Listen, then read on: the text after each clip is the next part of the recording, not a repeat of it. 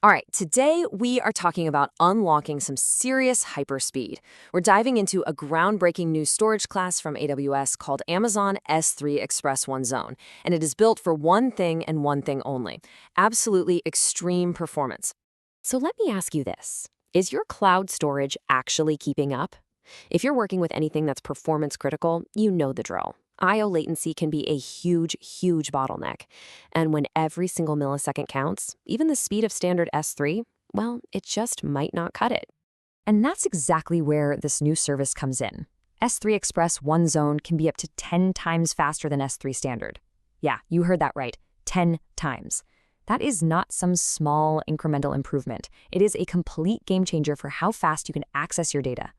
So here's our game plan for this explainer. We're going to start with why this kind of speed is so critical right now. Then we'll meet the two new core components that make it all possible, something called directory buckets and, of course, S3 Express One Zone itself.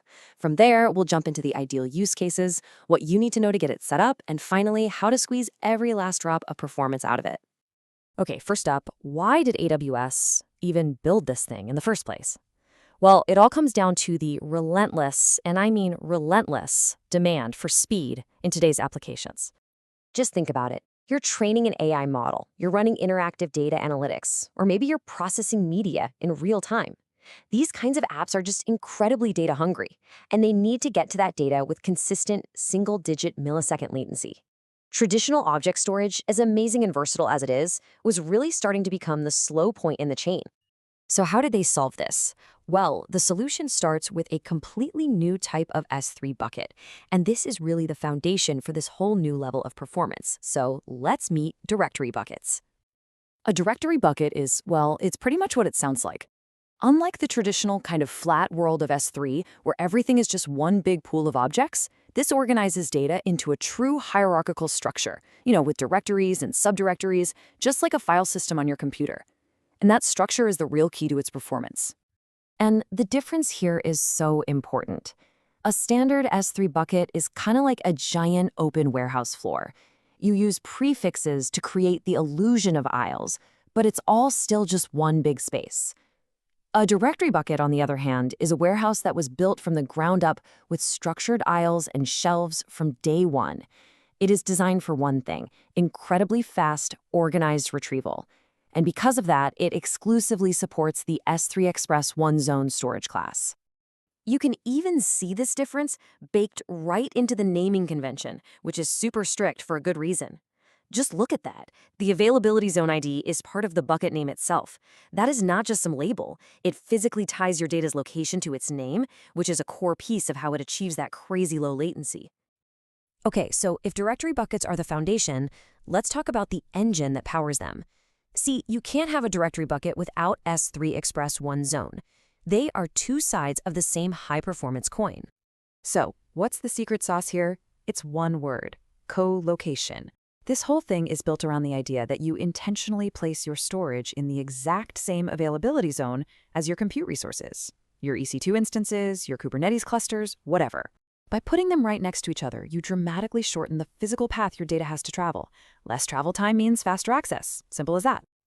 Let's just break that down real quick. First, your data is stored redundantly, but it's all within a single availability zone. That is the trade-off you make for this kind of speed. Second, as we said, you co-locate it with your compute.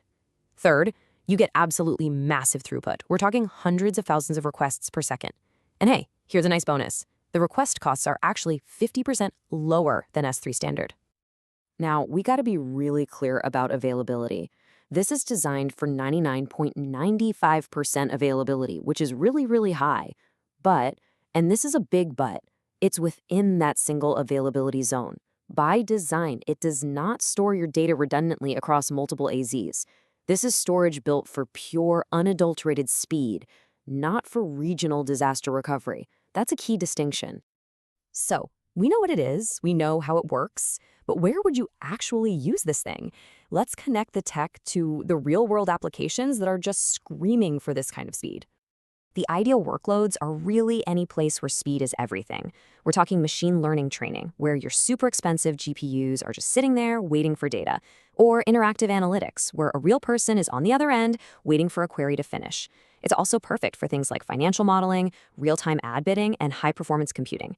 Basically, if waiting on I/O is costing you time and money, this is what you've been waiting for.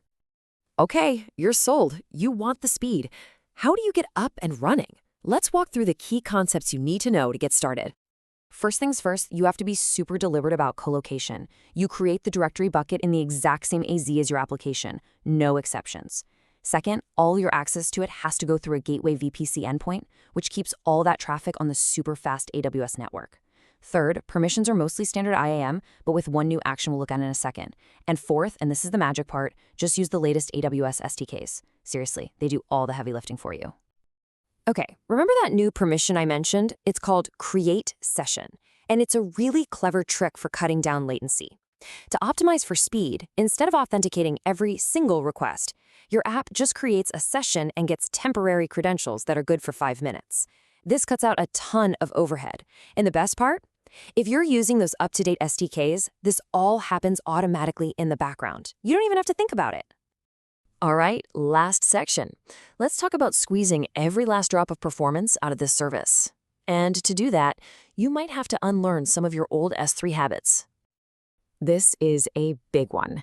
With directory buckets, the structure of your object keys, the names of your files, matters in a whole new way. In fact, some of the old best practices for S3 Standard are now the exact opposite of what you should be doing here. Yeah, this is where we basically flip the old S3 playbook on its head. You might remember the old advice to add random hash prefixes to your keys to spread the load across S3's partitions. Forget that. Don't do it here. In fact, it can actually slow you down because this new system is way smarter and handles all that distribution for you. For the best performance, you want to create dense directories with lots of objects inside them, just like that example on the left. This logical structure lets the service optimize access way more effectively. And just to round it out, here are a few more pro tips to get you to peak performance. Use the latest SDKs and make sure the AWS Common Runtime or CRT is enabled. That gives you another nice boost. For big files, use parallel connections to max out your bandwidth. When you're listing objects, use a delimiter so you can traverse that directory structure efficiently. And I'm going to say it one more time because it's that important. Always, always, always access the bucket from within the same availability zone. So there you have it.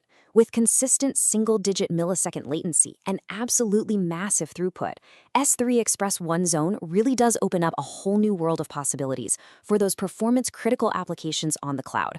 So the only real question left is, which of your applications are you going to accelerate first?